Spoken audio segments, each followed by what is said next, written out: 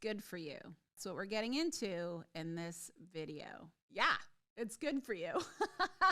But here's why. There have been so many studies done on this. And, you know, most of us were raised where sex was bad, wrong, dirty, or something you only did under certain circumstances. So we have lots of inhibitions about it. But the bottom line is sex is good for your mind, your body, your relationship, and even your spirit, okay? So let's start with your body. Sex keeps your arteries clear because you're creating maximum blood flow when you're getting aroused and working toward even orgasm. But just arousal itself is keeping the pipes clean. It helps stave off cardiovascular disease. It gets your heart rate up. It's really good exercise. And that's why they say you have to be able to walk up 2 flights of steps without chest pains or shortness of breath to even being conditioned to have sex. So sex promotes good blood flow. It helps with period cramps. Orgasms do. There have been studies that have shown that when women have period cramps or even migraines, I know those are 2 times where the last thing you feel like doing is having an orgasm, but orgasms actually tremendously help, both cramps, period cramps, and migraines.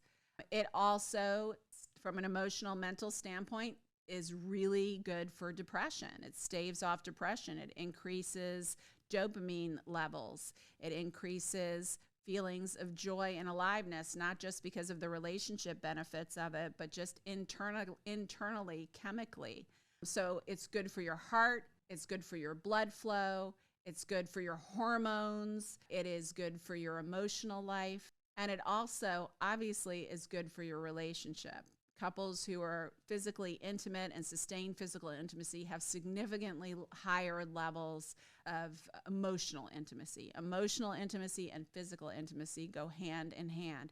So when you are feeding and fueling your sexual connection and keeping that sexual connection strong, your emotional connection and commitment is even stronger, and your relationship satisfaction is even stronger. So from even a spiritual standpoint, you know, our bodies, even though many of us weren't taught this growing up, our bodies are these beautiful machines, but they are designed for pleasure.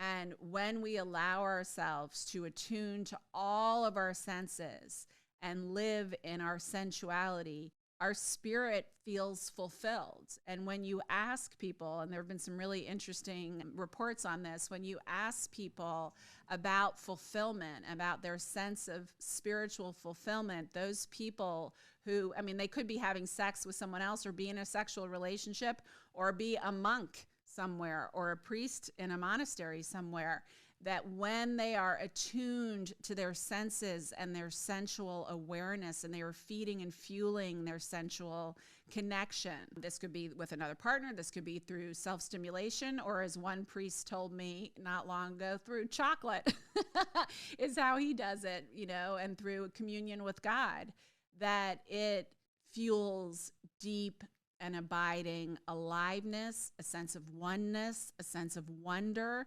and a sense of connection, not only to a potential partner, but to all that is.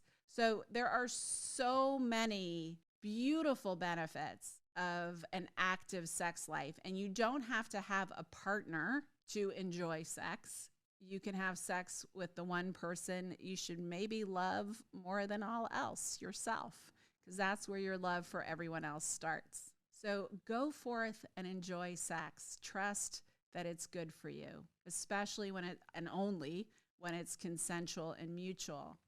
But keep doing it. Don't let it go by the wayside, because it's necessary for a healthy body and a healthy mind and a healthy relationship.